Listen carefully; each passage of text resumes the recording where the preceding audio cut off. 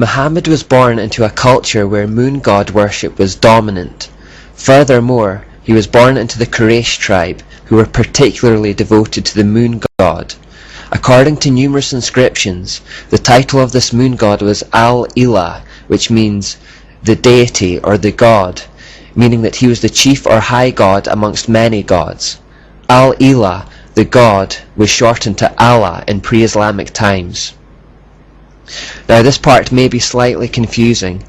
Until now we have seen that in the Babylonian system, the sun is always presented as a male god and the moon presented as a female goddess, and yet here we find talk of a male moon god, not a moon goddess. This is because there were certain branches where the roles were reversed. The male divinity became the moon and the female divinity became the sun. This form of the mysteries was particularly prevalent in Arabia and amongst the Saxons and Norsemen of Europe. This role reversal remained widespread around Arabia in particular, long after its popularity had waned elsewhere. Echoes of this lesser-known form still exist today. For example, Cush, Nimrod's father, was worshipped as a god under the title Meni or Manai, which means the numberer. He is accredited under the Babylonian system with inventing arithmetic. Now such has been the influence of the Saxons and Norsemen in particular on Scotland, that we have a New Year festival that still exists today called Hogmanay, and this comes from Hogmanay, which means the feast of the numberer, who numbers the years. Another small example of how Babylon permeates our culture. Muhammad's father and uncle both had the name Allah incorporated into their own names. His father was called Abdallah, and his uncle was called Obidallah. This echoes the Babylonian practice of incorporating your god into your own name, and illustrates the preeminence of the moon god cult in his time. This fact answers the questions: why is Allah never defined in the Quran? Why did Muhammad assume that the pagan Arabs already knew who Allah was? The answer is because they already did know who Allah was. He was their moon god. Muhammad wasn't attempting to introduce the concept of a new god in the Quran. He was merely building on the one that already existed in the area. All Muhammad did was go one step further than his fellow pagan Arabs. While they believed that Allah, the moon god, was the greatest of all gods in a whole pantheon of gods, Muhammad said that Allah was not just the greatest god amongst many, but that he was in fact the only god. In effect, he said, "Look, you already believe that the moon god Allah is the greatest of all gods. All I want you to do is accept the idea that he is the only god. I'm not taking away the Allah you already worship. I'm only taking away his wife and his daughters and all the other gods." Here is a picture of an Allah idol recovered in Arabia. Note the crescent moon on his chest. The pagan Arabs never accused Muhammad of preaching a different Allah to the one they already worshipped, and archaeological evidence proves that he was one and the same. The Encyclopedia of Religion says, Allah is a pre-Islamic name corresponding to the Babylonian Bel. Allah is nothing more than Baal again with a new name. Muhammad attempted to have it both ways though. To pagans he said that he still believed in the moon god Allah, but to the Jews and the Christians he said that Allah was their god too. In effect, it was the same technique that Catholic bishops had used to merge Christianity with paganism. Many Christians today have swallowed the lie that Allah is the same as the Christian God, when he is in fact Baal. Fortunately, Jews and Christians of that time recognized Muhammad's deceptive ideas and rejected Allah as a false god.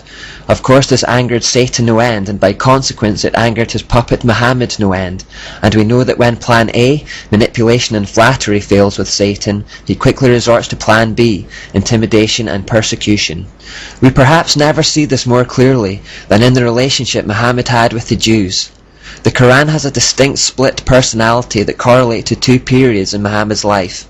At the start of his life in Mecca, he was relatively obscure and had no particular type of influence. He was in a position of weakness. In the second part of his life, he moved to Medina as a wealthy and powerful warlord. There, he was in a position of power. So all the earlier writings from his time in Mecca are generally peaceful. This was the period when Muhammad was in a position of weakness and trying to convince the local Jews that he was a prophet of their God, the Plan A years. All the later writings from his time in Medina, after he had risen to a position of wealth and power, are full of hate and anger towards the Jews who had rejected him. These are the Plan B years. He started calling for their slaughter and waged war against them, along with anyone else who rejected him or his message. Now it's important to understand that in Islam there is a principle of abrogation. This simply means that wherever there is a contradiction between verses and the Quran contradicts itself a fair amount, the later one cancels out the earlier one. So since the violent, warring verses are the later ones from his time in Medina, they cancel out the earlier, peaceful ones from his time in Mecca. This has been a great tool of deception for Muslims, as whenever they are challenged about the violent fruits of their religion, they point to the peaceful Mecca verses. In ignorance, the average person takes them at their word, completely unaware that those verses are effectively null and void under the principle of abrogation. They have been replaced by later commands to slaughter all non-believers and conquer the world. It is Muhammad's words and actions from the Medina years that fuel Islam's never-ending hatred towards the Jews and the problems in the Middle East. It is the words and actions of Muhammad in the Medina years that encourages and condones all forms of terrorism, lying, deceit, violence, murder of non-believers, oppression and domination as a service to Allah. Islamic terrorists are not acting contrary to the example of Muhammad their prophet. They are acting in perfect harmony with his own actions 1400 years ago. The Bible says that, "You shall know a tree by the fruit it bears." The entire history of Islam has been littered with this type of violence, and when we look at the life of Muhammad in any detail, we will discover why. It produces bad fruit because it was a bad tree with its roots in the kingdom of darkness. The following are the recorded words and deeds of Muhammad.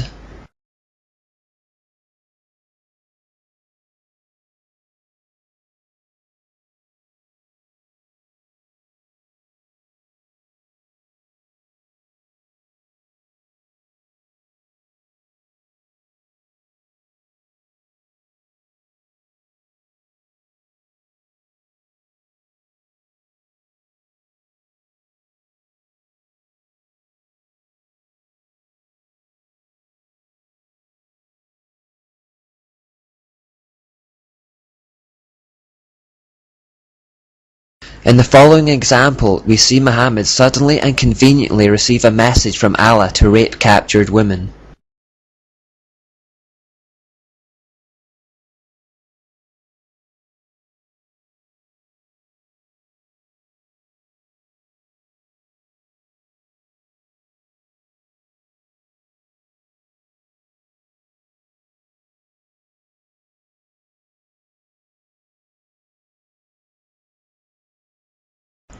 This event shows a particular audacity, permitting rape at the drop of a hat simply by conjuring a verse from Allah to support it out of thin air. Any whim or fancy that took him could be acted upon if he claimed he was doing it under divine authority or instruction. Muhammad understood what Nimrod and Semiramis understood, that spiritual authority gives temporal authority. Wherever Satan is involved, there is often a telltale hatred for the Jews, and this comes through loud and clear in Islam.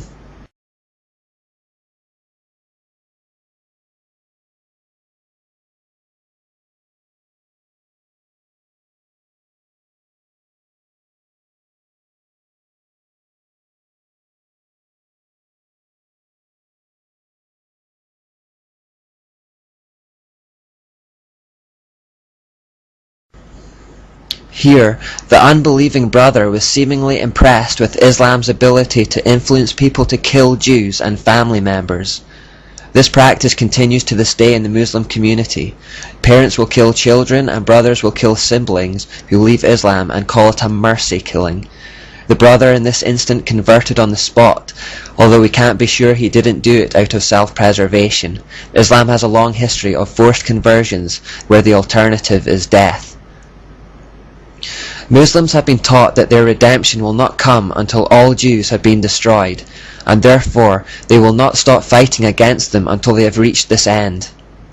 The prophet Ezekiel reports a time when Arab nations will team up with Russia to attempt to wipe out Israel. They will be driven to do this partly because of this prophecy. If the Jews are not wiped out, according to Islam, their false Messiah can't come. Do not be misled by claims of Muslims that their gripe with Israel is about land. Satan wants the Jews destroyed, as he has done from the beginning of time. He has hardwired this desire into the core of Islam through Muhammad, and they will work towards that end, no matter how much land Israel gives them. Muslims believe that they must kill all Jews, or their religion has been proved to be false. It's that simple. The United Nations are attempting to create a two-state solution where Jews and Palestinians share the land, but we know from our studies of the character of the satanic Jezebel spirit that it will not be content to share control of anything. It will have no equals. The goal of Islam is to extend its influence until it rules the entire world. In Islam, the world is currently divided into two, the House of Islam and the House of the Unbeliever or Infidel. They foresee a day when the whole earth will become Islamic and work continuously towards this end. The name Islam actually means submission, and this refers to the whole world submitting to the rule of the pagan moon god Allah, Allah being another name for Baal, and Baal being Satan. They believe that world peace will only come when they have triumphed over all the so-called infidel.